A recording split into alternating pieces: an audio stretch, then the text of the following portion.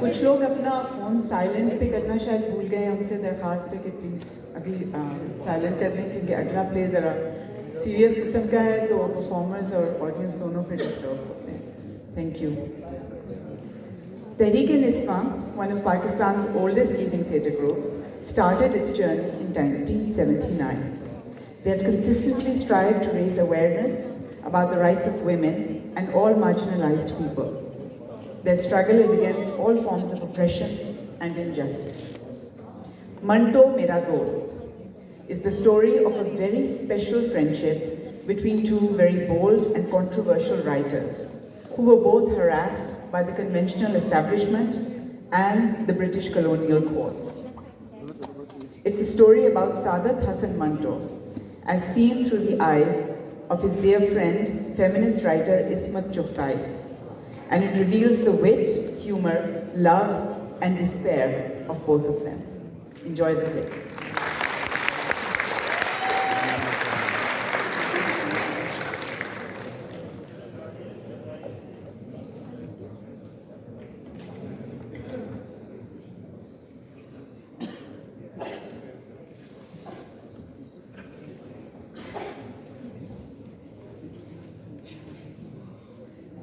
Sorry, 5 minute का बस break है, वो अपना सेट लगा रहे हैं। डालते थे नौबादियाती अदालतें, और उसके बाद फिर जो आज़ाद हिंद और पाकिस्तान की अदालतें थी, उन्होंने भी उन पर काफ़ी केस भुगतने पड़े। तो ये मुकदमेवार भी थे, इसमत चुगताई और मंटो, और इनने प्लीज़ खामोशी रखिए ज़रा। ये हमारे हिंदुस्तान से आए हुए डेलीगेट्स हैं और उनकी बड़ी यहाँ पर फॉलोइंग है और वो बड़े गर्मजोशी से मिल रहे हैं। लेकिन जो लोग हिंदुस्तान से नहीं आए, जी वेलकम। केवल धालीवाल और मंच रंगमंच के दोस्तों, आप लाहौर के लिए नए नहीं हैं और ना हम अजोका वाले अमृतसर के लिए नए हैं। ये जुड़वा शहर है और मंच रंगमंच और अजोका भी जुड़वा ग्रुप है। हमने बहुत काम किया है मिलके, इनके प्लेज हमने किए हैं, हमारे प्लेज ये करते हैं, और एक बहुत ही भाईचारे की और बहनचारे की एक जो फ़ज़ा है वो कायम है सरहदों के बावजूद। तो बाकी लोग प्लीज़ सेटल डाउन, आगे आना चाहें आगे आ जाएं। अगर किसी को मंटो, इसमत चुगताई, तहरीक-ए-निस्वां और एक आज़ादी इजहार से दिलचस्पी नहीं है, ये इसका ये मतलब नहीं कि ड्रामे में ड्रामाई टच नहीं है। ये बहुत बड़ा ग्रुप है तहरीक-ए-निस्वां और मीनिंगफुल थिएटर करने के लिए मशहूर है पूरे पाकिस्तान में भी और इस रीजन में भी। तो अभी हम आपके लिए पेश कर रहे हैं मंटो मेरा दोस्त, जो अनवर जाफरी की तहरीर और हिदायत है, और इसमें मंटो और इसमें चुगताई के जो कॉन्वर्सेशन और जो उनका एक्सचेंज ऑफ लेटर्स है उसके ऊपर भी इन्हिसार किया गया है। तो अब आप प्लीज़ सेटल डाउन, आप बैठ जाइए, पीछे मूवमेंट ना रखिए। और अब आपके सामने, अब आप बैठ जाएं प्लीज़, जमघटा ना बनाइए, बैठ जाइए, ड्रामा शुरू होने वाला है।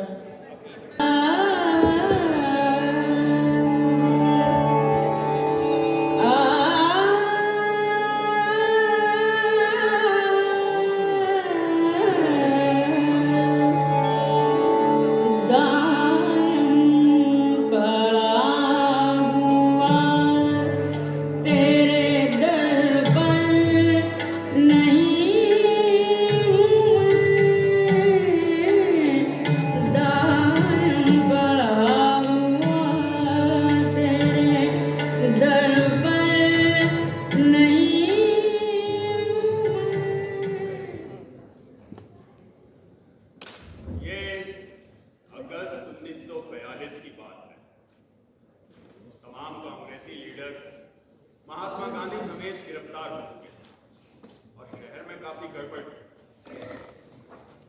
Adelphy chambers, clear road, Bambai के 17 नंबर फ्लैट में जहां मुसव्विर हफ्तावार का दफ्तर था, शाहिद लतीफ अपनी बीवी इसमत चुगताई के साथ दाखिल। अडल्फी चैम्बर्स की 24 सीढ़ियां चढ़ते हुए मुझे कुछ घबराहट सी हो रही है, जैसे कभी इम्तिहान के हॉल में दाखिल होने से पहले हुआ करती।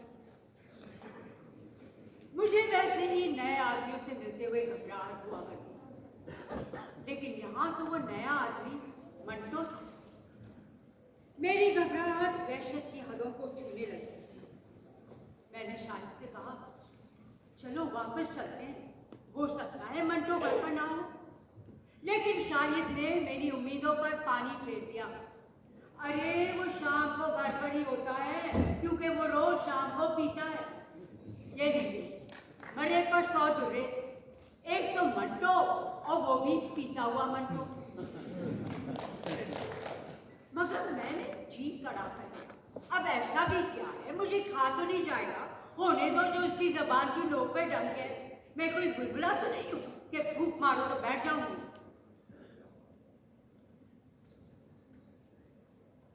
चरचराती गर्द आलूद सीढ़ियां तय करके हम दूसरी मंजिल पर पहुंचे। फ्लैट का दरवाजा नीलवा था। सामने बड़ी सी कुर्सी पर एक बानी घोड़े की शक्ल का इंसान बैठा हुआ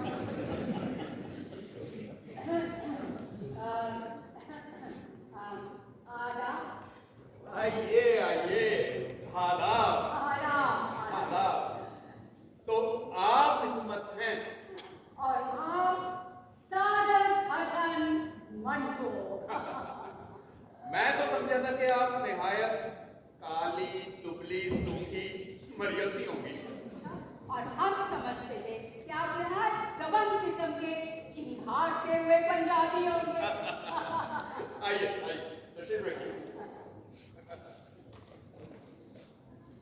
और दूसरे ही लम्हे हम एक दूसरे के साथ तनही से जुड़कर बहस करने लगे, जैसे इतने अरसे एक दूसरे से ना वाकिफ रहकर हमने बड़ा घाटा उठाया हो और उसे पूरा करना हो। गर्मा गर्म मुबाहिसा चलता रहा। घूम फिर कर मेरे अफसाने लिहाफ के बगिए उठने लगा, जो उन दिनों मेरी दुखती रंग बना हुआ था। आपका अफसाना लिहाफ मुझे पसंद आया। बयान में अल्फाज को बकदरे किफायत इस्तेमाल करना आपकी नुमायां खुसूसियत रही है। लेकिन मुझे ताज्जुब है कि उस अफसाने के आखिर में आपने एक बेकार सा जुमला लिख दिया कि एक ही चुटे हुए लिहाफ में मैंने क्या देखा। कोई मुझे ₹1,00,000 भी दे तो मैं कभी नहीं बता। क्यों? क्या आया है इस जुमले में? क्या ये बेहतर ना होता कि जो कुछ उठे हुए लिहाफ में नजर आया वो लिख देती? जी नहीं, हरगिज़ नहीं। मुझे याद है आपका अफसाना पढ़कर मैंने कृषि चंद्र से कहा था कि अफसाना बहुत अच्छा, लेकिन आखिरी जुमला बहुत गैर सन्नाहाना है। अहमद नदीम कासमी की जगह अगर मैं एडिटर होता तो यकीनन इसे हज़फ कर देता। आपको खुद इस पर नजरसानी करना चाहिए। आप कोई तनकीद निगार तो नहीं है कि आपकी बात मान ली जाए? तनकीद निगारों की बात नहीं, वो क्या कर रहे हैं, बात करते हैं। अब ऐसा ही नहीं है। अरे बिल्कुल ऐसा ही है। मैं तो कहता हूँ जो कुछ ये कहें उसका उलट करते जाओ। यही लोग जो एतराज करते हैं छुप छुप कर मेरी कहानियां पढ़ते हैं और उनसे कुछ सीखने के बजाय लुत्फ होते हैं और उस लुत्फ की याद में नादिम होकर ऑल लिखने लगते हैं। तो अगर आपको यकीन है कि वो ऑल लिखते हैं तो आप उनका जवाब क्यों देने लगते हैं? क्यों ना दे जवाब, बल्कि मैं तो कहता हूँ मुकदमा दायर करें। कौन? हम, यानी मैं और आप। अब ये देखिए, एक मरदूद ने मेरी और आपकी कहानियां इस मजमूए में ये लिखकर छापी हैं कि ये फौज ऐसे अदब से मुल्क को बचाना चाहिए। अब इस कमबख्त से कोई ये पूछे कि कैसी उल्टी बात कर रहा है। एक तो वो इसे किताब में छपवा कर मुश्तहर कर रहा है, दूसरा पैसा कमाने का अलग इंतजाम कर रहा है। बगैर इजाजत हमारी कहानियां छापने पर घर जाने का नोटिस भेज रहा हूं। और यूं कई लम्हे हमारे चपड़े मुख्तलिफ मौज़ूआत पर मशीनों की तरह जुमले करते रहे। बातों ने बहस और बहस ने नोक-झोंक की सूरत इख्तियार की और चंद घंटों की मुलाकात के बलबूते पर हमने एक दूसरे को निहायत अजीब किस्म के लफ्ज़ों में अहमक, झक्की और औरत है, हिमाकत है। धांधली है इसमत बहन। हैं? बहन? आपने मुझे बहन क्यों कहा? मैं यूं ही, मैं अमन औरतों को बहन कहता हूं। मैं तो अपनी बहन को भी बहन नहीं कहता। तो फिर हमें सिर्फ चिढ़ाने के लिए कह रहे हैं। नहीं तो ये कैसे जाना आपने? नहीं, इसलिए कि हमारे भाई हमेशा हमें जलाते चिढ़ाते मारते पीटते और पकड़वाता पिटवाते रहे हैं। एक तो मैं जरूर आपको बहन ही कहूंगा। अच्छा, तो इतना याद रखिए कि हमारे बारे में हमारे भाइयों की राय कुछ ज्यादा खुशगवार नहीं है। तो आपको इतनी खांसी हो रही है, इसका इलाज करवा रहे हैं? इलाज डॉक्टर गधे होते हैं। बिल्कुल गलत है, डॉक्टरों को दिखाना जरूरी होता है। अरे बेकार की बातें हैं ये इलाज विलाज। 3 साल हुए डॉक्टरों ने कहा था कि साल भर में मर जाओगे, तुम्हें टीबी। साफ जाहिर है मैंने ना मरकर उनकी पेट गोई को सच साबित ना होने दिया। अब तो मैं इन डॉक्टरों को बिल्कुल अहमक समझता हूँ। इनसे भी मेस्मरिज्म और जादू टोना करने वाले ज्यादा अकलमंद होते हैं। आपसे पहले बिल्कुल यही बात एक और बुजुर्ग फरमाया करते थे। कौन बुजुर्ग? मेरे बड़े भाई अजीज बेग चुपराई अब 9 मन मट्टी के नीचे आराम कर पा रहे।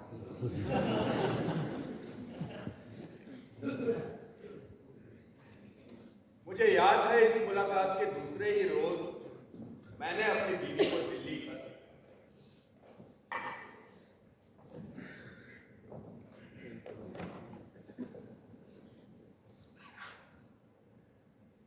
इस्मत से मिला।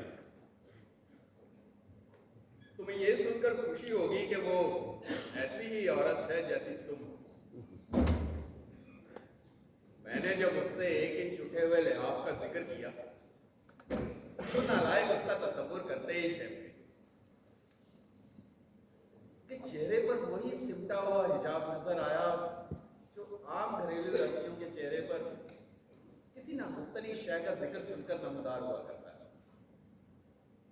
मैंने दिल में कहा ये तो कमबख्त बिल्कुल औरत नहीं। मेरा मजा तो किरकिरा हो गया, लेकिन तुम उसे यकीनन पसंद करो। मैं और मंटो अगर 5 मिनट के इरादे से भी मिलते तो 5 घंटे का प्रोग्राम हो जाता। मंटो से बहस करके यूं मालूम होता जिसे ज़हनी कुव्वत पर धार रखी जा रही है, चाला साफ हो रहा है, दिमाग में झाड़ू सीधी जा रही है।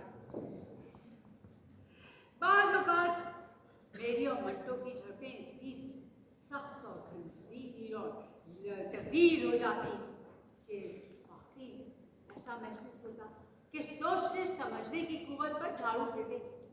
दोनों उलझे जाते, बहसे जाते, बदमज़गी पैदा होने लगती। मुझे तो अपनी शिकस्त को छुपाने का मलका था, लेकिन मंटो बिल्कुल मुहासा हो जाता। आंखें वो अंकों की तरह फैल जाती हैं, नथने फड़कने लगते, मुंह कड़वा कसीला हो जाता और वो झुंझला कर अपनी मायत में शाहिद को पुकारता और जंग अदब और फलसफे से हटकर घरेलू सूरत अख्तियार कर लेती और मंटो में नाकर चला जाता। कभी कभी तो हमारे झगड़े इतने सख्त हो जाते, वाकई ऐसा लगता कि दो टूट रही है। एक दिन न जाने किस बात पर इतना चिढ़ा कि आंखों में खून उतर आया। आप औरत है वरना ऐसी बात कहता कि दांत खट्टे हो जाते आपके। अरे कह दीजिए, बुलावट की कोई जरूरत नहीं है। अरे जाने दीजिए, कोई मर्द होता तो बता दे। बता दीजिए, जो भी 3 कर्कश में बाकी रह गए निकाल ही दीजिए। आप झेल जाएंगी। खुदा की कसम नहीं कहूंगी। तो फिर आप औरत नहीं है। क्यों?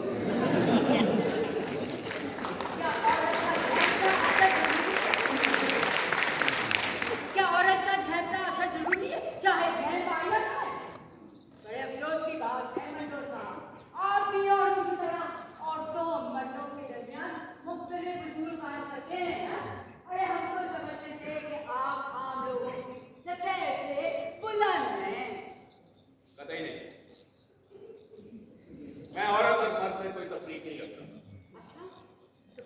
दीजिए वो ठेपा देने वाली बात। रहने दीजिए, अब गुस्सा उतर गया।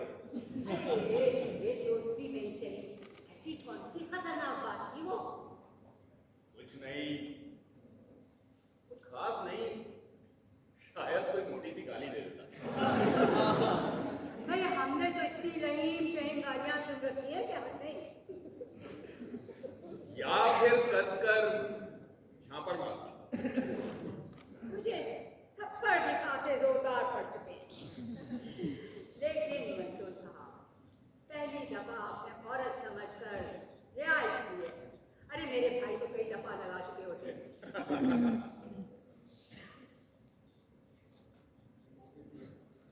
किस्मत, तुम्हारी और मेरी शादी के बारे में लोग काफी फिक्रमंद रहते हैं। जानती हूँ। पता है, एक दफा हैदराबाद में एक लड़की ने मुझसे पूछा, क्या मंटो कुंवारा है? मैंने कहा जी नहीं। अरे मेरा सवाल सुनकर वो मोहतरमा कुछ क्रिश्चियानी से होकर रह गई। और मुझे एक साहब का कार्ड मौसूल हुआ जिसमें उन्होंने मेरी तुमसे शादी ना होने पर सख्त सदमे का इजहार इन अल्फाज में किया कि ये क्या बात है कि इस्मत चुगताई ने आपसे शादी नहीं की। मंटो और इस्मत की दो हस्तियां अगर मिल जाते तो कितना अच्छा होता। उस वक्त तो मैंने गौर नहीं किया था, लेकिन अब सोचता हूं कि मैं और तुम अगर बाकी मियां बीवी होते तो क्या होता। शायद इस हादसे का असर अहदे हाजिर के अफसानवी अदब की तारीख पर एटमी हैसियत रखता। अफसाने अफसाने बन जाते, कहानियां को तोड़कर पहेलियां हो जाती। इंशा की छातियों में सारा दूध खुश्क होकर या तो सूप की शक्ल इख्तियार कर लेता या भस्म होकर राख बन जाता। मुमकिन है कि निकाहनामे पर हमारे दस्तखत हमारे कलम की आखिरी तहरीर होते, लेकिन सीने पर हाथ रखकर यह भी कौन कह सकता है कि निकाहनामा होता। ज्यादातर इतिहास में यह मालूम होता है कि निकाहनामे पर दोनों अफसाने लिखते और काजी साहब की पेशानी पर दस्तखत कर देते ताकि समझ आए।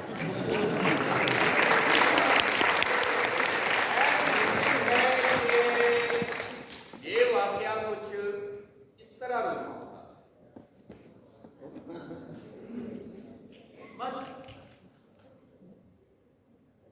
इस्मत, ये काजी साहब की पेशानी लगता है तख्ती की तरह है। क्या कहा? अरे तुम्हारे कानों को क्या हो गया? मेरे कानों को तो कुछ नहीं हुआ। तुम्हारी अपनी आवाज हलक से बाहर नहीं निकलती। हद हो गई। लो अब सुनो। हाँ। मैं ये कह रहा था कि काजी साहब की पेशानी ऐसा लगता है कि तख्ती है।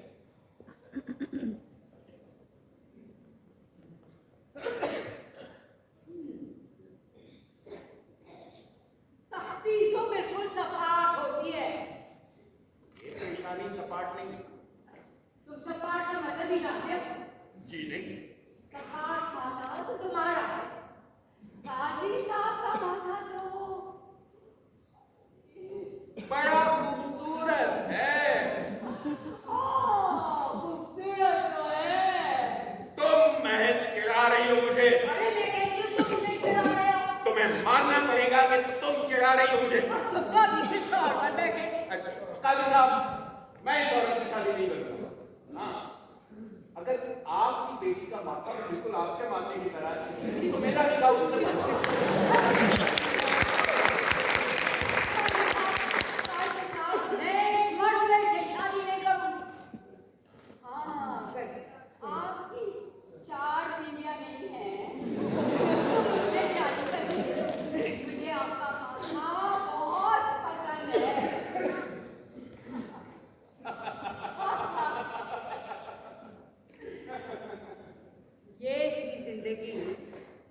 जो मंटो को सबसे दिलचस्प मालूम हो।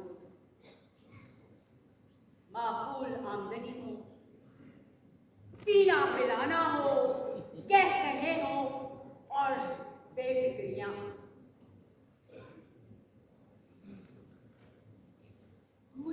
कभी ये मालूम नहीं हो पाया कि मंटो पीकर बहकता है या बहककर पीता है।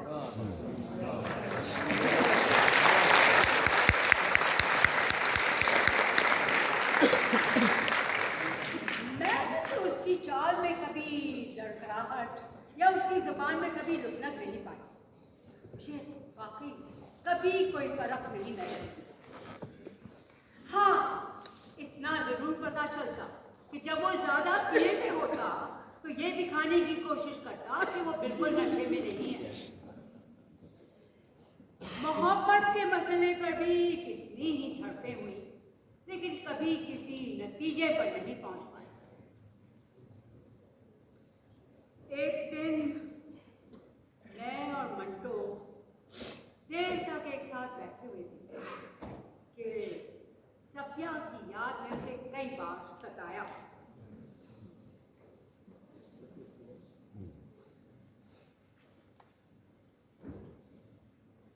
सफिया बहुत अच्छी है,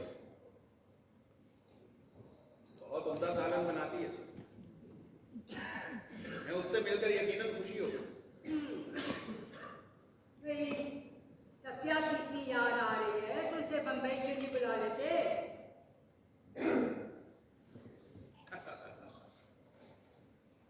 क्या समझती हो, मैं उसके बगैर सो नहीं सकता। हटो मंटो, नींद तो सूली पर भी आ जाती है।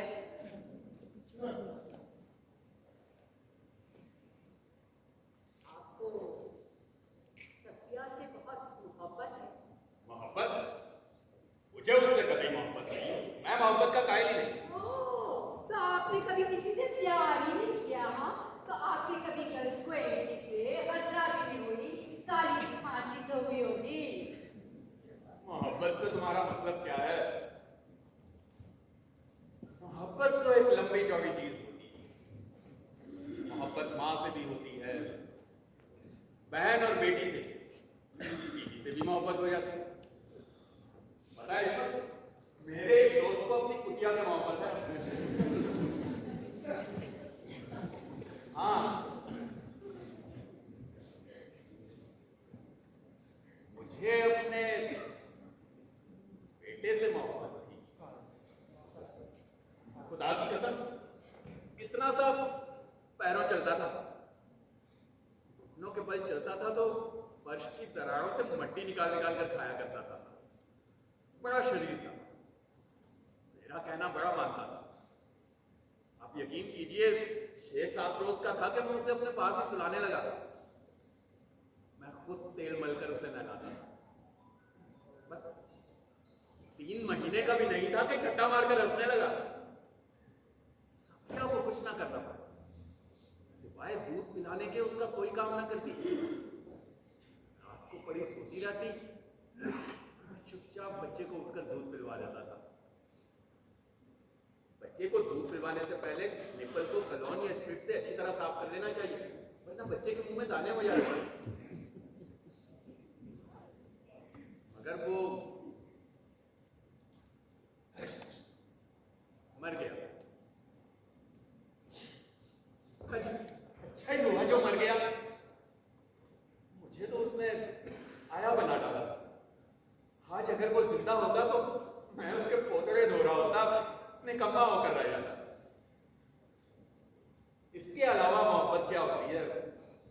मुझे अपने जरी के जूते से मोहब्बत है, रफीक को अपनी 5वीं बीवी से मोहब्बत है।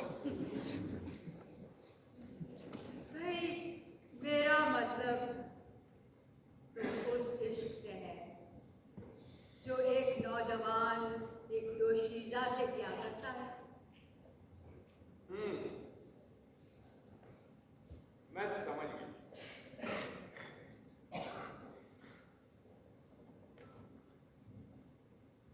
कश्मीर में एक चरवाही, फिर कुछ नहीं। दीजिए, बेहुदा से बेहुदा बात आप मुझे सुना देते हैं और अब शर्माने लग गए। अरे कौन गधा शर्मा रहा है? बस जब मवेशी हाँकने के लिए वो अपनी छुरी ऊपर उठाती थी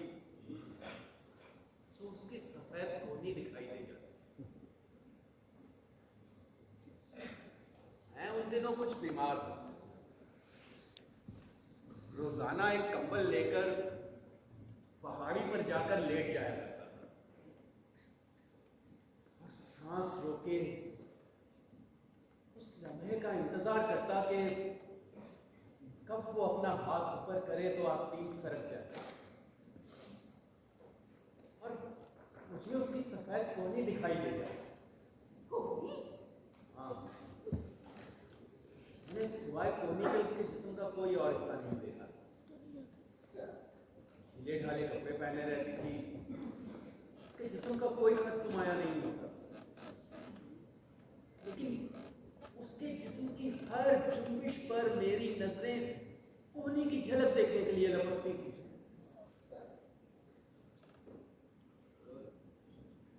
फिर क्या हुआ? फिर एक दिन मैं कंबल पर लेटा था कि वो मुझसे कुछ दूर आकर बैठ गया और अपने गिरेबान में कुछ छुपाने लगे। मैंने कहा, क्या है, मुझे दिखाओ। तो शर्म से उसका चेहरा गुलाबी हो गया, लेकिन बोली कुछ भी नहीं। मुझे भी दे दो।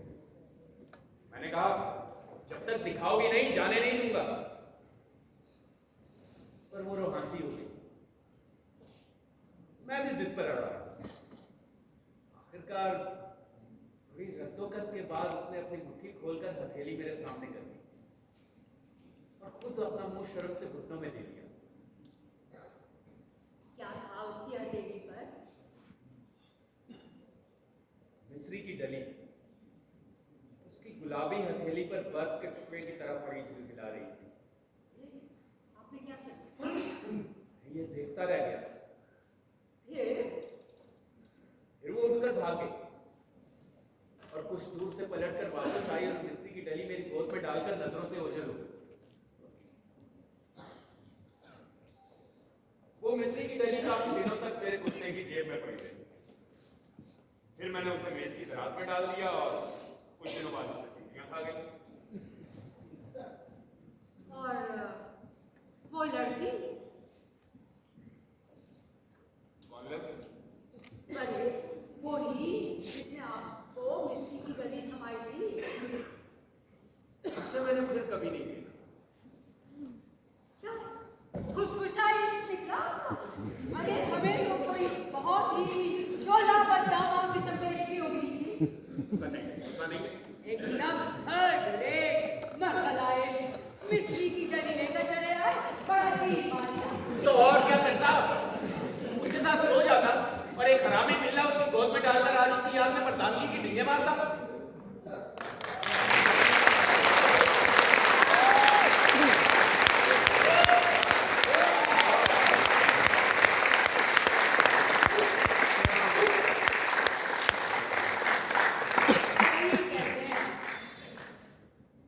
मिस्री की गली कड़कड़ाकर जवानी की नहीं,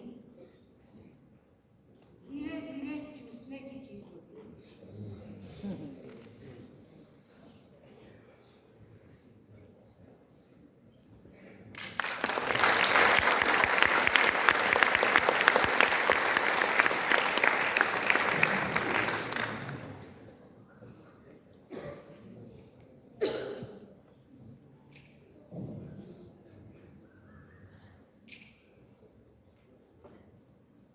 सफिया के बम्बई आने से पहले मंटो ने मुझसे कहा था कि सफिया बम्बई आने वाली है।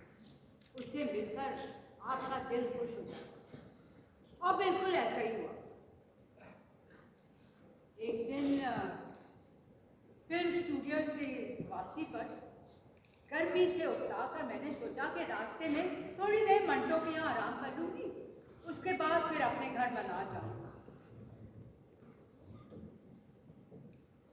मंटो के फ्लैट पर पहुंची तो हमेशा की तरह दरवाजा। अरे ये क्या कर रहे हैं?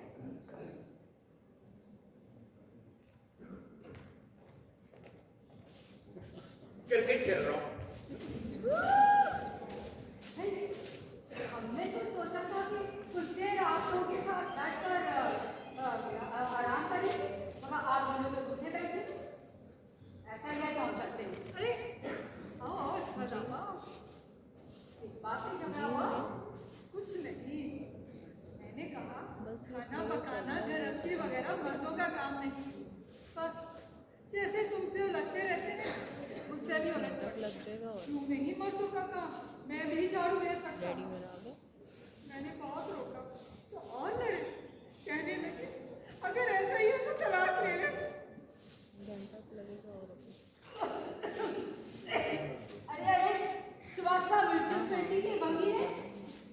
जहन साफ करने के बाद में हालत में झूठों की अब आप अरमान पूरे कर लीजिए। अरे भाई गर्मी से बुरा हाल हुआ था रहा है।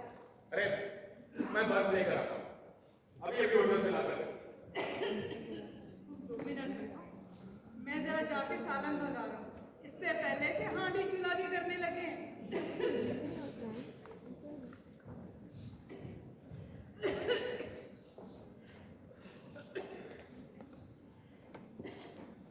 ये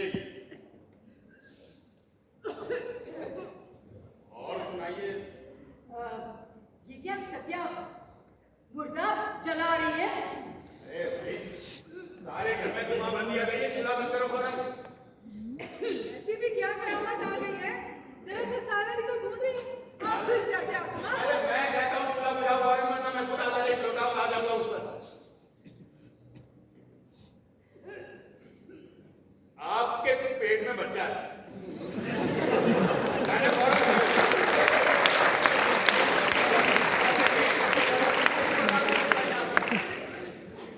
गालियों गाली बात तो बंद करो। लो, इसमें क्या बुराई? अरे आपको तो खट्टी चीजें भाती होगी। अरे भाई सफिया, वो जो मैं कैरियर लाया था अचार के लिए, वो ले आओ जल्दी से। मैंने नमक मिर्च लगा कर रखी है। हद हो गई है। क्या है मंटो साहब, कितना चिल्लाते हो? अरे बेवकूफ, इनका पाँव भारी है। क्या हो गई है? आपको पेट पर जैतून के तेल की मालिश करना चाहिए, इससे खरोंचे नहीं पड़ेंगे। इसीलिए तो लोग उनको बहुत शिकार कहते हैं। और हाँ, एक बात और, निहार को सेब का मुरब्बा खाने से उबकाइयां नहीं आती। अरे ना ना, जाते में बर्फ नहीं चबाते, नले सूख जाते हैं। तो भी मंटो साहब, कैसी बातें करते हो?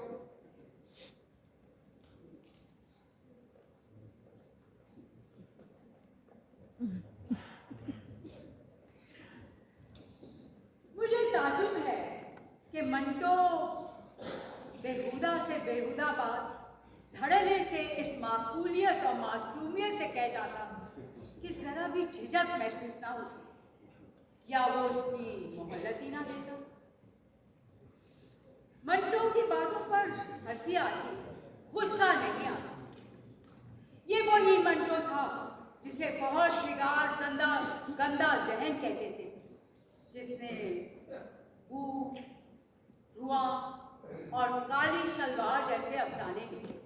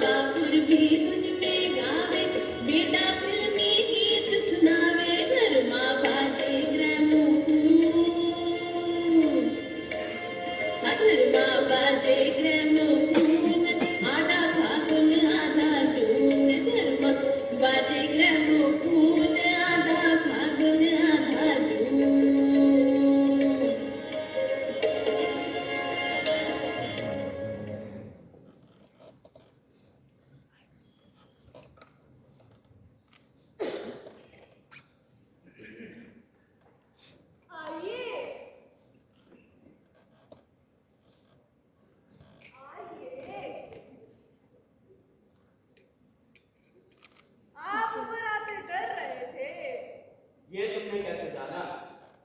और डरने की बात क्या थी? मैंने तो इसलिए कहा कि आप काफी देर तक नीचे खड़े रहे और फिर कुछ सोच कर ऊपर आए। तुम्हें गलतफहमी हुई है। मैं तुम्हारे ऊपर वाले फ्लैट की तरफ देख रहा था, जहां एक औरत खड़ी एक मर्द को ठेंगा दिखा रही थी।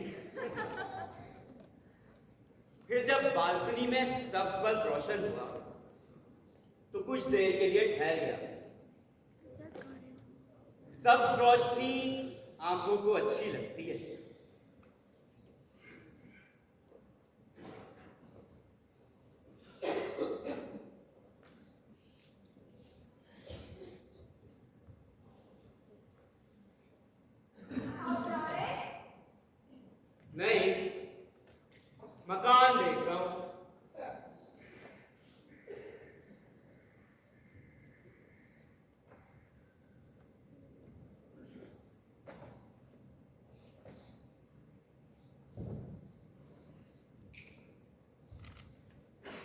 मेरा नाम शंकर है।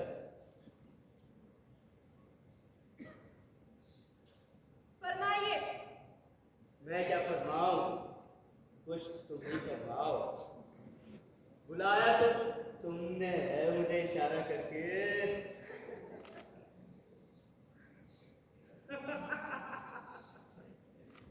मैं समझ गया, अब मेरी सुनो। जो कुछ तुमने समझा वो गलत है। मैं उन लोगों में से नहीं हूं जो कुछ देकर जाते हैं। डॉक्टरों की तरह मेरी भी फीस होती है।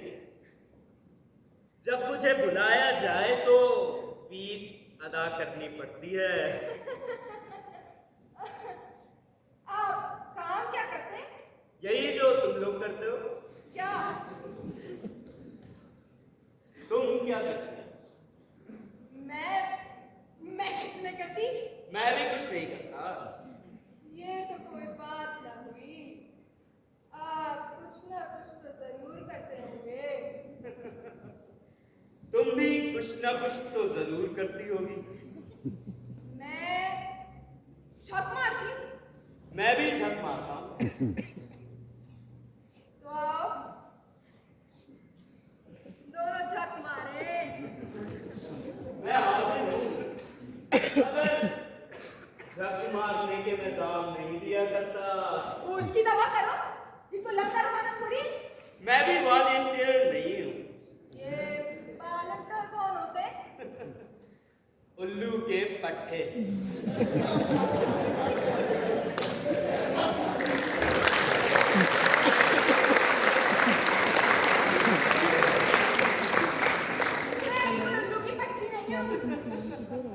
मगर वो आदमी खुदा बख्श जो तुम्हारे साथ रहता है, जरूर उल्लू का पट्टा। क्यों? इसलिए कि वो कई दिनों से एक ऐसे फकीर के पास अपनी किस्मत खुलवाने जा रहा है जिसकी अपनी किस्मत एक सब लगे ताले की तरह बंद है। तुम हिंदू हो ना, इसीलिए हमारे बुजुर्गों का मजाक उड़ाते हो।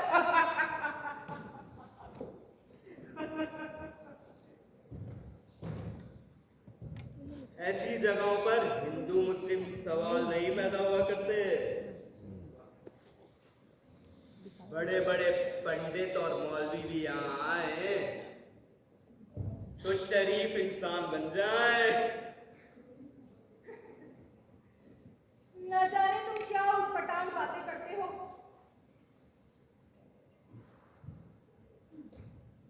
बोलो, रहोगे?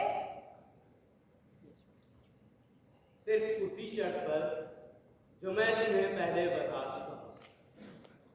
चलो, रास्ता ना दो।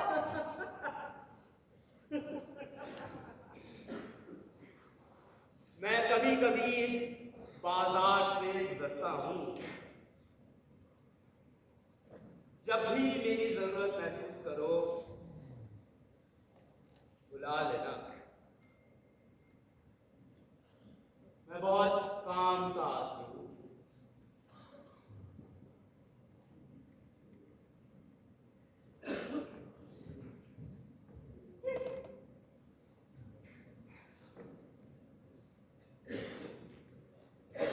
मेरा नाम सुल्ताना है। मेरा धंधा क्या है ये तो आपको पता चल ही गया होगा। लेकिन ये धंधा तो बस नाम का ही रह गया। 5-6 महीनों में सिर्फ 6 ग्राहक, और जिनसे मिला क्या 18.5 रुपए बस। यानी आमदन खर्चे की 1/4 से भी कम। 20 रुपए तो इस कोठे का किराया है जिसे इस बिल्डिंग का मालिक फ्लैट कहता है, और बिजली पानी का खर्चा अलग। इसीलिए तो मेरे पास 5.5 तोले के कंगने एक एक करके बिक गए इन महीनों में। ये कंगने मैंने अम्बाला छावनी में बनवाए थे। वो बड़े अच्छे गए थे।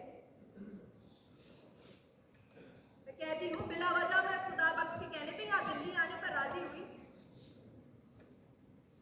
क्यों राजी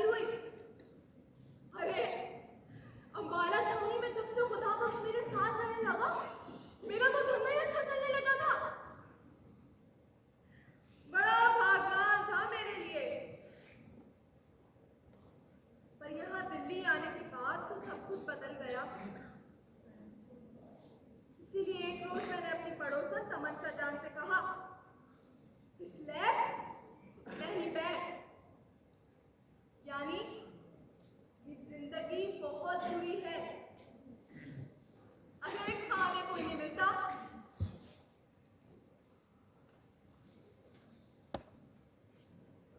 अम्बाला छावनी की जिंदगी बहुत अच्छी थी। छावनी के गोरे शराब पीकर आते और 3-4 घंटों में 8-10 को निपटाकर 20-30 रुपए पैदा कर लेती और साथ साथ 6-7 जुमले अंग्रेजी के भी बोलने आ गए थे। वैसे ये गोरे हमारे देसी लोगों से बहुत अच्छे थे, क्योंकि अगर कोई ज्यादा रियायत चाहता तो मैं कहती, साहब तुम अच्छा है, हराम ज़्यादा है। और वो बगैर बात समझे ही हंसने लगते। उस वक्त तो वाकई मुझे उल्लू के पट्टे दिखाई देते।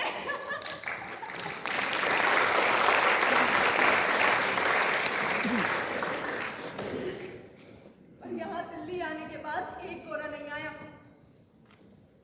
सिर्फ 6 लोग आए और 3 रुपए से ज्यादा पे तो कोई मांगता ही नहीं था।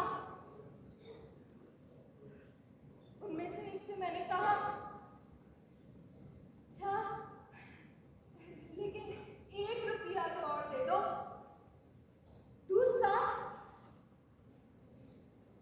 उसने 1 रुपये तो नहीं दिए, लेकिन नए बादशाह की चमकती हुई अठन्नी जेब से निकाल कर दे दी। और मैंने वो ही गनीमत जानकर रख ली। तो ये हुए 18.5 रुपए इतने महीनों में।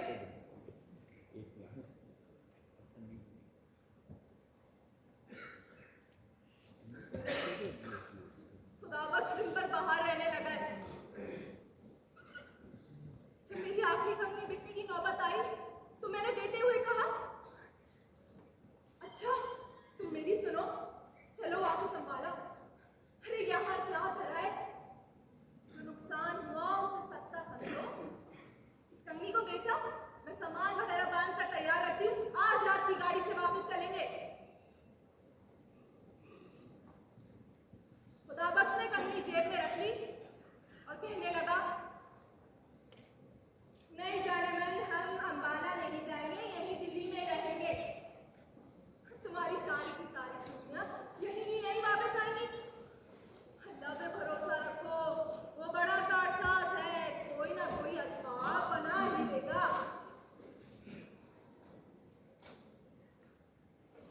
मैं चुप हो गई। आखिरी कंगनी भी हाथ से उतर गई। अपने नंगे बुच्चे हाथ देखती हूँ, मुझे बहुत दुख होता है। पर क्या करूं, आखिर ये पेट भी तो किसी हीले से भरना है।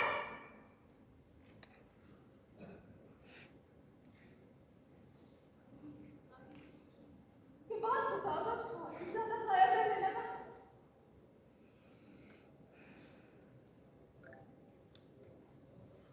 सारा दिन बालकनी पर खड़ी रहती हूँ। सामने सड़क की दूसरी तरफ एक बड़ा सा माल गोदाम है, यहाँ से वहां तक फैला हुआ। रेल की पटरियों का जाल बिछा हुआ है। दिन भर काले काले इंजन मालगाड़ियों को इधर से उधर धकेलते रहते हैं। कभी कभी किसी गाड़ी के डब्बे को इंजन धक्का देकर छोड़ देता है। वो अकेला पटरियों पर चल रहा होता है।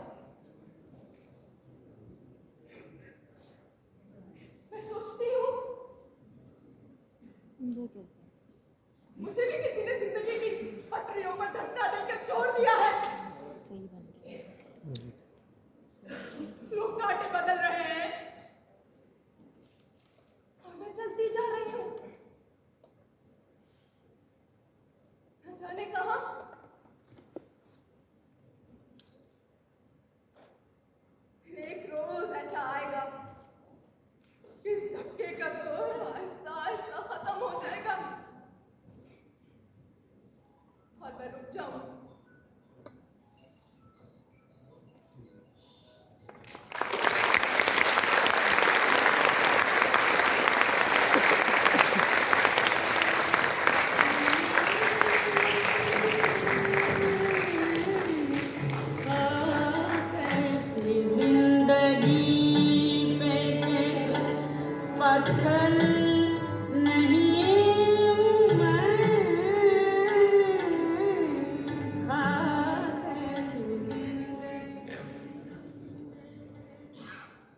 जब मेरी बेटी सीमा पैदा हुई तो मंटो की बीवी सफिया घंटों मेरे साथ अस्पताल में बैठी काम की। लेकिन बच्ची को देखकर मंटो को अपना बेटा बहुत याद आया। वो देर तक उसकी छोटी छोटी शरारतें मुझे सुनाता रहा। सफिया का दिन बिगड़ गया और साल के अंदर अंदर मंटो की बड़ी बेटी पैदा हुई।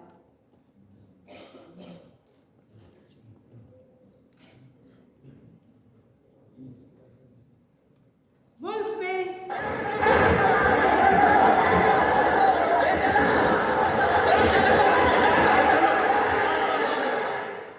में फसाद शुरू हो गए, बंटवारा हुआ।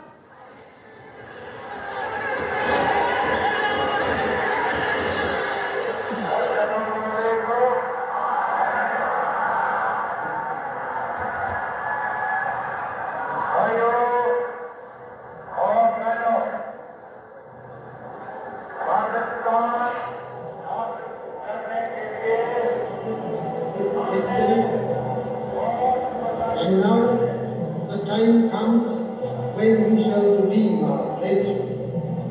At the stroke of the midnight hour, when the world sleeps, we are awake like eagles.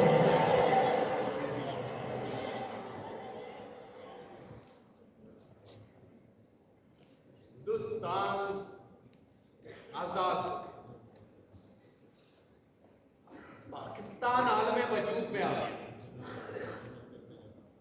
लेकिन इन दोनों मुमलकतों में इंसान गुलाम है। तासुब का गुलाम, मजहबी जुनून का गुलाम, हैवानियत और बर्बरियत का गुलाम। समझ में नहीं आता कि हिंदुस्तान वतन है या पाकिस्तान।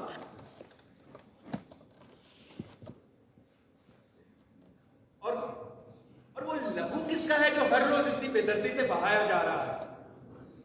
वो हड्डियां कहां दफन की जाएंगी जिन पर से मजहब का गोश्त पोस्ट चीले और गिद्ध नोच नोच कर खा गए हैं?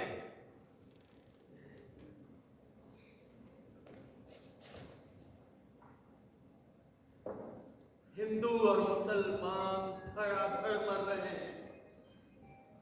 क्यों मर रहे हैं? कैसे मर रहे हैं?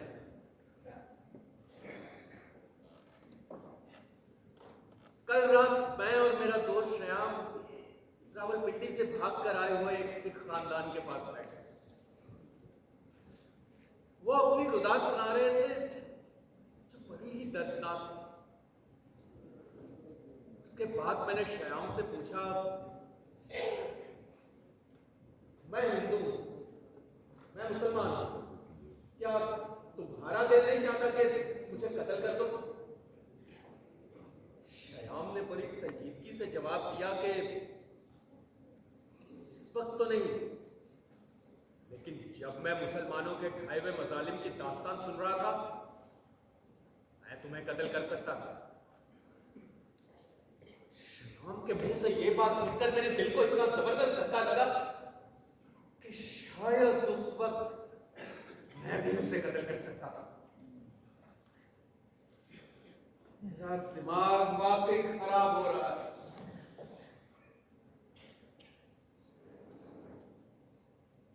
क्यों ना मैं चुपचाप बाजू की गली से पाकिस्तान चला जाऊं? मुल्क के हालात बिल्कुल ही अबतर हो गए। मंटो के बीवी बच्चे जो पाकिस्तान जा चुके थे, उसे भी वहां बुलाने लगे। मंटो ने हमसे भी कई बार वहां चलने को कहा, हमने एक हसीन मुस्तकबिल की बातें की। मेरा जवाब सुनकर मंटो मुझसे कुछ बददिल सा हो गया। फिर एक दिन बगैर इत्तला दिए, बगैर मिले, मंटो पाकिस्तान चला।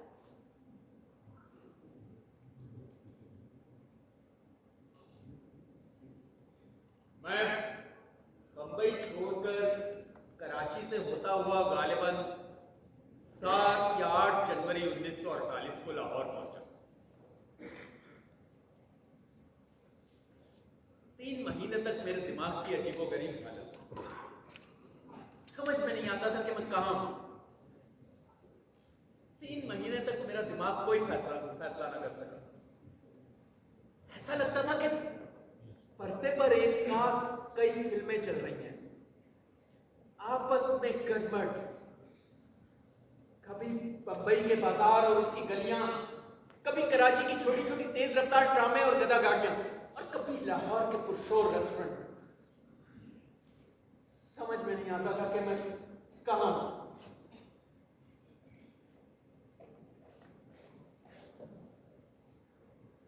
सारा सारा दिन कुर्सी में बैठा ख्यालात में खोया रहता।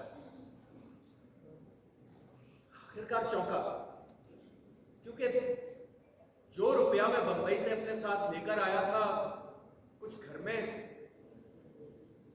और कुछ घर से कुछ दूर क्लिफ्टन बार में जज्ब हो चुका था। गिरदो पेश जिधर भी नजर डालता इंतशार ही इंतशार दिखाई देता था। अलाटमेंटों का बाजार गर्म था। मुहाजिर और गैर मुहाजिर घर अपने अपने असर और रसूख से कारखाने और दुकानें अलाट करा रहे थे। कुछ लोग बेहद खुश थे क्योंकि उनके पास एकदम से दौलत आ गई। लेकिन इस खुशी में भी इंतशार था, जैसे वो बिखर कर एक दिन हवा हो जाने वाली।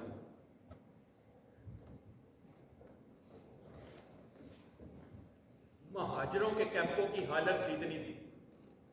एक का कहकहा दूसरे की आह से दस्तों गिरेबान, एक की जिंदगी दूसरे के आलम नज़ा से मसरूफ बेकार थी।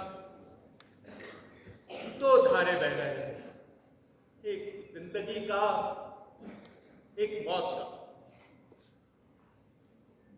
फजा पर मुर्दनी तारीख।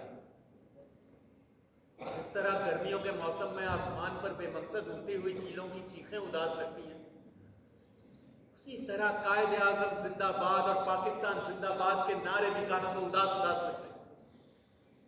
रेडियो पाकिस्तान की लहरें इकबाल मरहूम का यकहां कलाम शब रोज अपने कानों पर उठा उठाकर थक और उठता गई।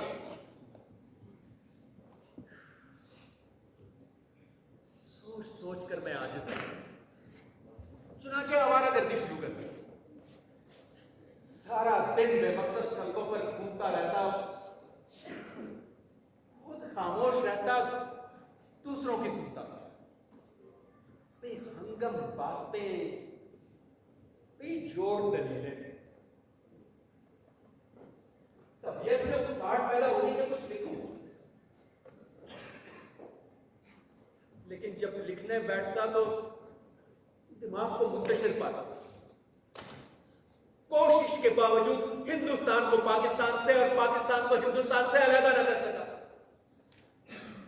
बार बार दिमाग में ये उलझन पैदा कर देने वाला सवाल पूछता, क्या पाकिस्तान का आधा बलादा होगा? और वो सब कुछ जो हिंदुस्तान में लिखा गया है, उसका मालिक कौन है? क्या उससे भी तकसीम किया जाएगा? आहिस्ता आहिस्ता मेरे दिमाग में जो गर्दो गुबार था वो बैठ गया। और फिर मैंने पाकिस्तान में अपना पहला अफसाना ठंडा गोश्त लिखा।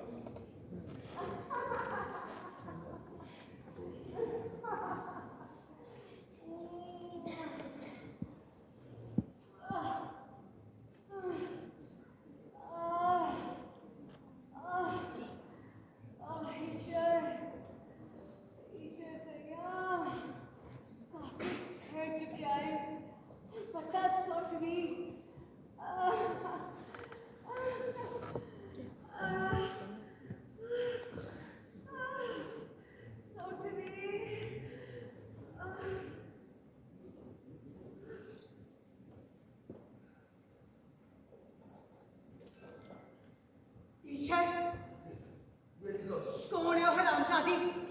ਜਿਹਦੇ ਕੋਲ ਤੋਂ ਇੰਨੇ ਅਰਸੇ ਰਹਿ ਕੇ ਆਏ, ਜਿਹਨੇ ਤੈਨੂੰ ਨਾ ਛੋੜ ਕੇ ਰੱਖ ਛੜਿਆ ਹੈ।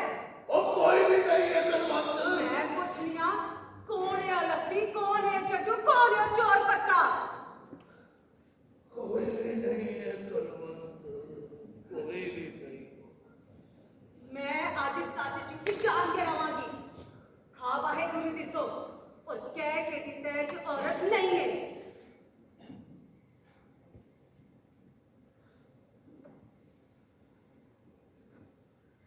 मैं आज सच झूठ जान के रवांगी है।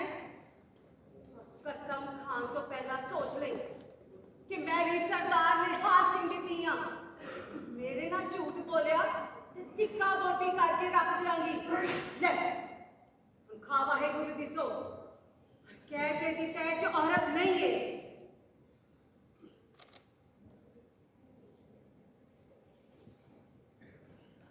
ईश्वर है तू चंगा नहीं कीता, मैं तेन नहीं छड़ांगी, नहीं छड़ांगी।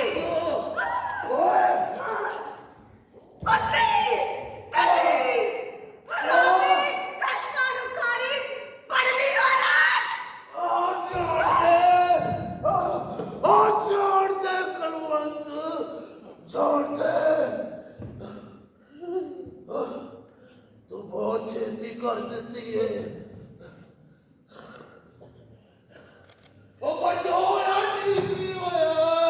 पर कौन सी हो तेरी माँ? मैं 6 बंदियां नूं वड्ड चुकिया सही करवान दे नाल। मैं आनी हाँ, कौन सी हो हरामजादी?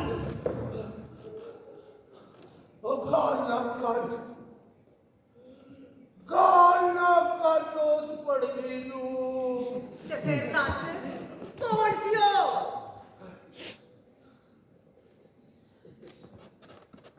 इंसान की माई आवाजी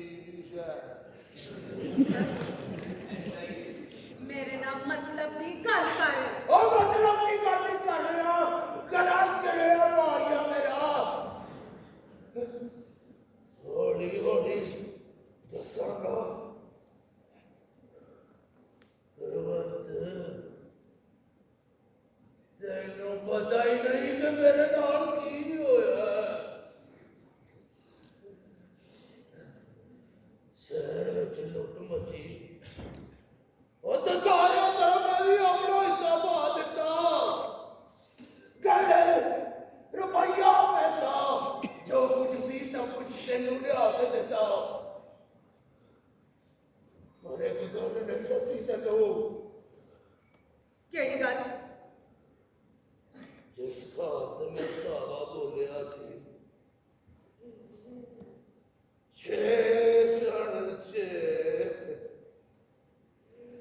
पंज नूं मैं ऐसे ही करवान नाल वड्ड दिता जिहदे नाल तू मैनूं मारिया है। एक कुड़ी सी बड़ी सुंदर, मैं उन्होंने भी मार देना सी। पर मैं क्या कलवंत दे रोज मजे करना है भी मेरा चाकुला। मैं उन्हें मोटे ते पाया ते टुर पिया रस्ते च।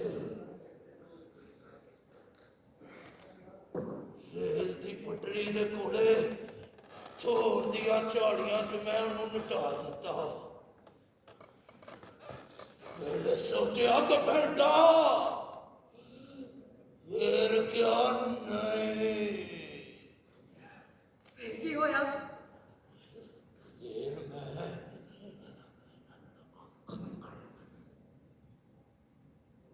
पत्ता सुटिया।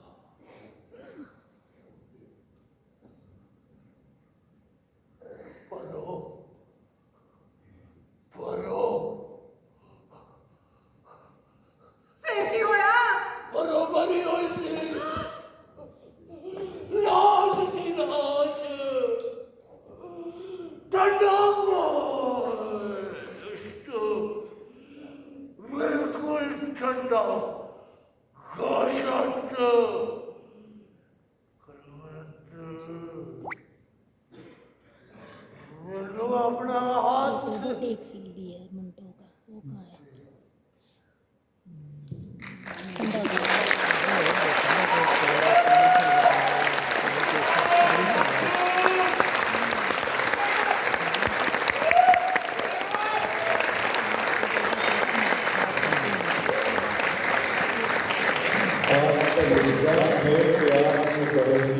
मुनसरिफ मज़मून ठट्ठा गोश्त जो सारा जावेद के खास नंबर पर मखज़ इशारा नसीर अनवर प्रिंटर पब्लिशर मुंशी हमराही और आलिम अब्दुल और नसीर अनवर एडिटर सारा मज़कूर को जो के फौज था दिया। ये जुर्म ज़ेर दफ़ा 292 ताज़ीरात हिंद की तारीख में आता है। आप वजह ज़ाहिर करें कि क्यों न आपको इस जुर्म की सजा दी जाए। इससे पहले भी मेरे और मंटो के अफसानों पर इसी किस्म के इल्जाम लगाकर मुकदमे चलाए गए, लेकिन ठंडा गोश्त का ये मुकदमा सफरबाजी ये इसमें चुटाई राइटर है, इसकी दोस्त थी। अदालतों के चक्कर कुछ ऐसे थे कि मंटो जैसा हसास आदमी बर्दाश्त नहीं कर सकता। अदालत ऐसी जगह है जहां हर किस्म की तौहीन बर्दाश्त करनी पड़ती है। मैं अफसाना ठंडा गोश्त मतबूआ माहनामा जावेद लाहौर का मुसन्निफ जो इस्तिखासे के नजदीक उरिया और फौज, लेकिन मुझे इससे इख्तिलाफ। ये अफसाना किसी भी नुक्ता नजर से ऐसा नहीं है। फहाशी के मुतालिक बहुत कुछ कहा जा चुका है और कहा जा सकता है, लेकिन ये एक तयशुदा अमर है कि अदब हरगिज फौज नहीं हो सकता। यहां ये बात काबिल गौर है कि कत्ल गारतगरी और लूटपाट ने ईशर सिंह पर कोई असर नहीं किया। उसने कई इंसानों को मौत के घाट उतारा, लेकिन उसके जमीन पर एहसास की एक हल्की सी खराश तक न आई। लेकिन जब वो लड़की की ठंडी लाश पर झुका तो उसकी मर्दानगी गायब हो गई। हैरत है कि ईशर सिंह को जो हौलनाक सजा मिली वो पढ़ने वाले के दिलो दिमाग में शहवानी जज्बात कैसे पैदा कर सकती है।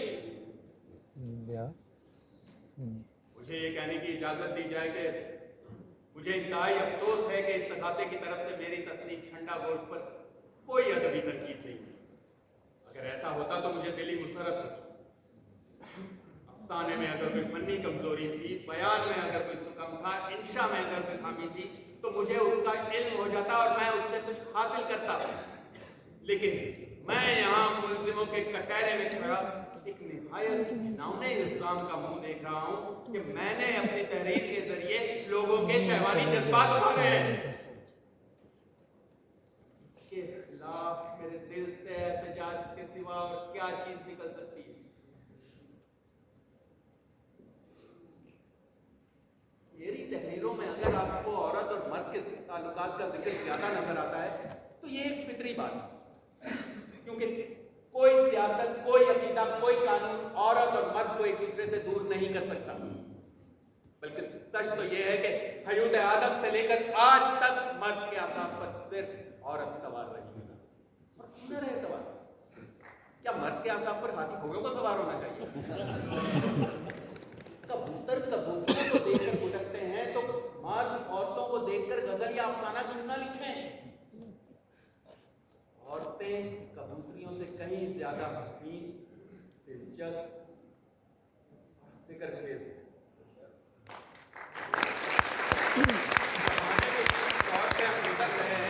अगर आप उससे नावाकिफ हैं तो मेरे अफसाने पढ़िए, और अगर आप इन अफसानों को बर्दाश्त नहीं कर सकते तो इसका मतलब यह है कि ये जमाना नाकाबिले बर्दाश्त है।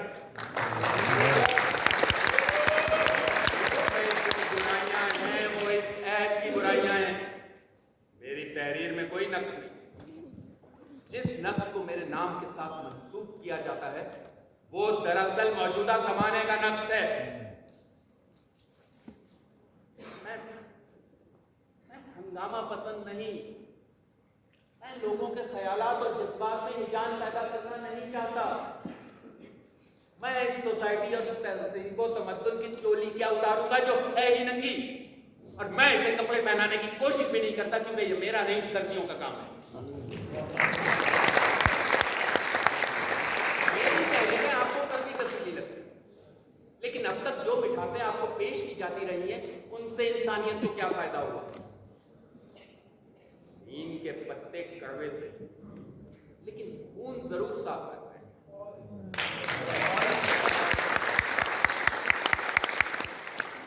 लोग मुझे स्याह कलम कहते हैं, क्योंकि मैं तख्ता स्याह पर काली चाक से नहीं लिखता, सफेद चाक इस्तेमाल करता हूं ताकि तख्ता स्याह की स्याही और भी ज्यादा नुमायां हो जाए। ये मेरा खास तर्ज, मेरा खास अंदाज है, जिसे होश निगारी, तरक्की पसंदी और खुदा मालूम क्या कुछ कहा जाता है। बहुत से नक्काद गुजर चुके हैं, लेकिन इस अदब से बेअदबियां खत्म नहीं हुई। बहुत से पैगंबर दुनिया में आ चुके हैं, लेकिन इंसान एक दूसरे से मुत्तहिद नहीं हुए। ये एक बहुत बड़ा अलमिया है, लेकिन मुसीबत ये है कि ये अलमिया ही इंसानियत की किस्मत है। उसकी जिंदगी, उसकी मौत, उसकी जवानी, उसका बुढ़ापा, नहीं ले आओ, हाँ ले आओ। ये अलमिया ही सादत हसन मंटो, लेके सीधा घर। ये अलमिया ही आप हैं, ये अलमिया ही सारी दुनिया है। जी थोड़ी देर तक आती हूँ। मंटो का खत आया, लिखा, इस्मत कोशिश करके मुझे हिंदुस्तान वापस बुला लो।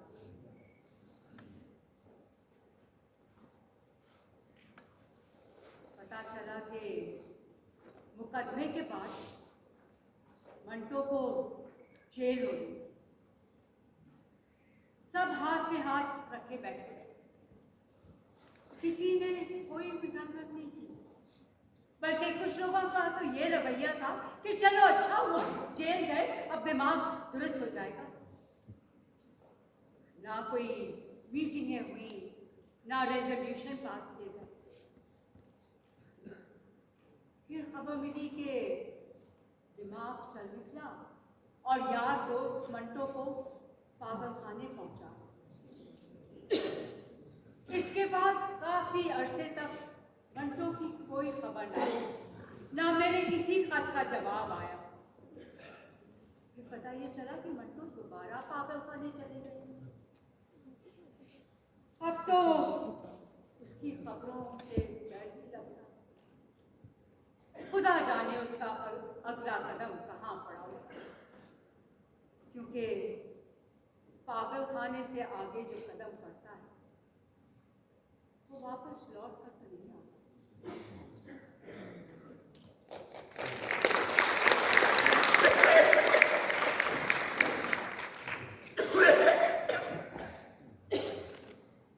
मैं बहुत आगे निकल चुका हूं। मैं इस नतीजे पर पहुंचा हूं कि सिर्फ फरेबकारी ही की बदौलत कामयाबी हासिल की जा सकती है। क्या मैं फरेबकार बन जाऊं? मुझे यकीन है मैं इसमें ज्यादा कामयाब रहूंगा, क्योंकि मैं ये काम भी इखलास के साथ करूंगा।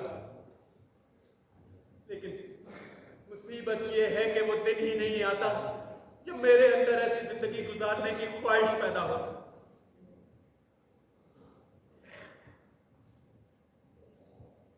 लोग फैलते जा रहे हैं, मैं सुकड़ रहा हूं। मैं एक शिकस्ता दीवार हूं, जिस पर से मुतासर के टुकड़े जमीन पर गिर गिर कर मुख्तलिफ शक्लें बनाते रहते हैं।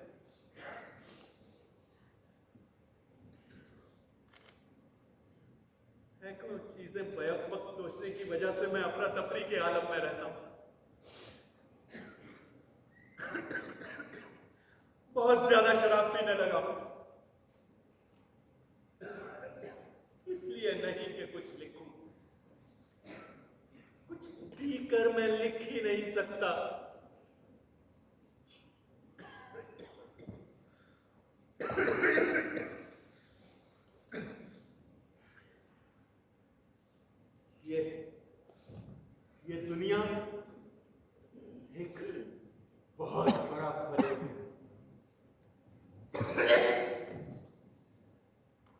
फरेब इतना बड़ा है कि दिखाई नहीं देता।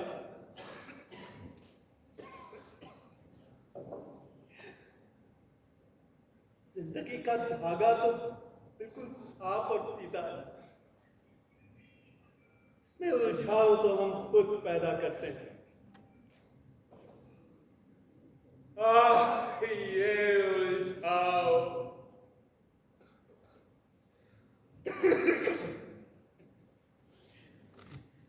कुछ दिन पहले ये दुनिया बड़ी सुंदर दिखाई देती थी। हवाएं लतीफ और खुशबुओं में बसी हुई थी। जी चाहता था कि बस यहीं रुका रहे, लेकिन हौले हौले जब आंख खुली तो देखा कि वक्त का चक्कर इस तरह चल रहा है। मैं बहुत आगे निकल चुका हूं। मैं बहुत आगे निकल चुका हूं।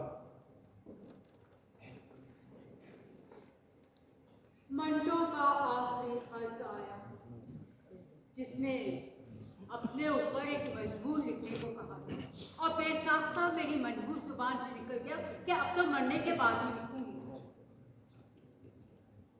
और आज मंटो के मरने के बाद मैं लिख रही हूँ। ना जाने दिल क्यों कहता है कि मंटो की जवान मर्दी में मेरा भी तो हाथ है। मेरे दामन पर ये खून के वो छींटे हैं जो सिर्फ मेरा दिल देख सकता। वो दुनिया जिसने मंटो को मरने दिया मेरी ही तो दुनिया है। उसकी मौत के बाद लोग जलसे करेंगे, जिसमें अदीम और फुर्सती की वजह से कोई नहीं आ सकेगा। वक्त गुजरता जाएगा, सीने का बोझ आहिस्ता आहिस्ता हल्का होता जाएगा, सिर्फ एक कसम जिंदा रह जाएगा। मरने वाले जख्म लगा जाते हैं जो दुखता रहता, ना रिश्ता बस सिर्फ आहिस्ता आहिस्ता सुलगता रहता।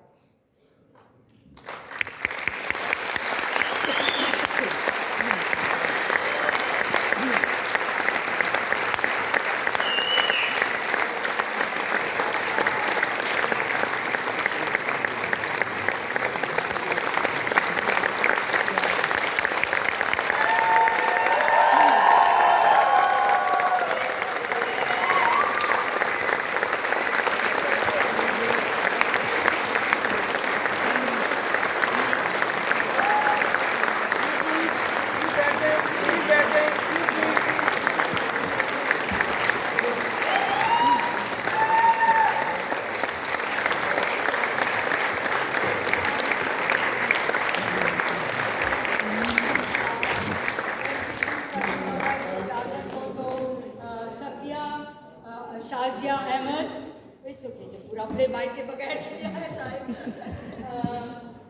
इमरान खान जिन्होंने मंटो का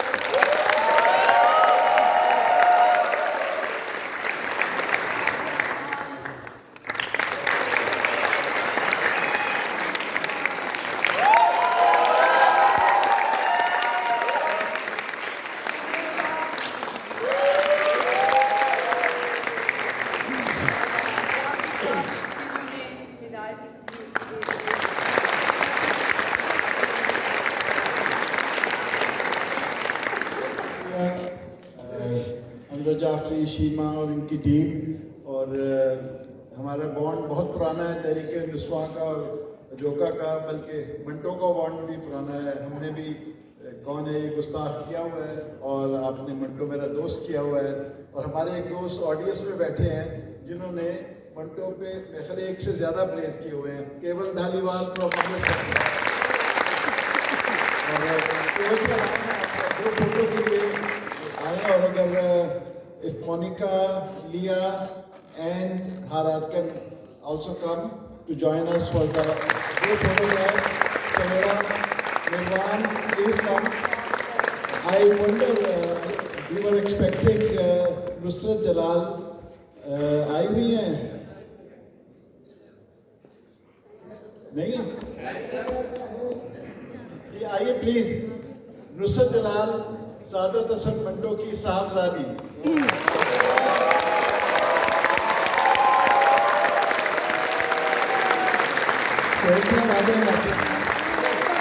और दूसरी साहबजादी, आज तो कमाल हो गया।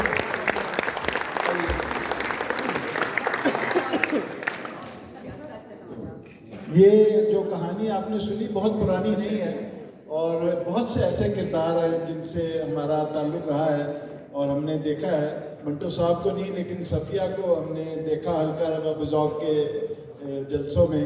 और नुच्छी का बरखुदार आसिम और निर्वाण बचपन के दोस्त हैं। सो बहुत सारे रिश्ते हैं और लाहौर सबसे बड़ा रिश्ता है कि मंटो को लाहौर पसंद था, मंटो ने लाहौर को अपनाया और यहीं पर फिर अपनी लेगेसी छोड़ के गए।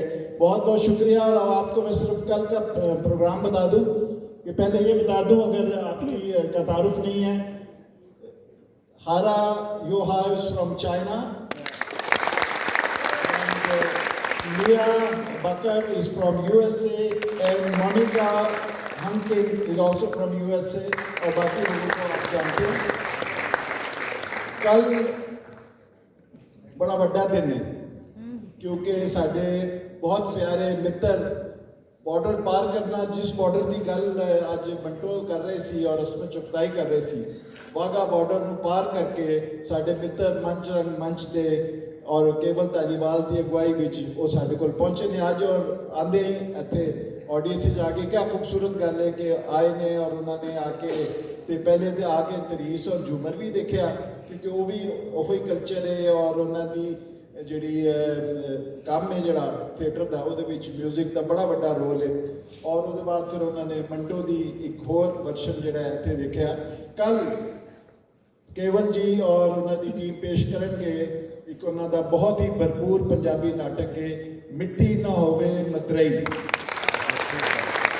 और उस तो पहले जो तरीसीए और झूमर पार्टी जी देखी सी चंग दी वो 5 बजे बाहर भी परफॉर्म करेंगे फायर एज या ओपन एरिया जोड़ा। सो जो अज मिस कर गए ने या दोबारा वेखना चाहते हैं वो 5 बजे पहुँच जाए क्योंकि 5 तो 6 तक उत्थे महफिल लगेगी, 6 बजे फिर मिट्टी ना होवे मतरई शुरू हो जाएगी। सो तुसी भी आओ, अपने दोस्तों भी लैके आओ और वक्त पे आओ, बाहर जाओ तो मास्क पाओ ताकि अपनी सेहत का ख्याल रखो। तो बहुत बहुत शुक्रिया, भरपूर ऑडियंस सी। So well done audience and well done calling to this one.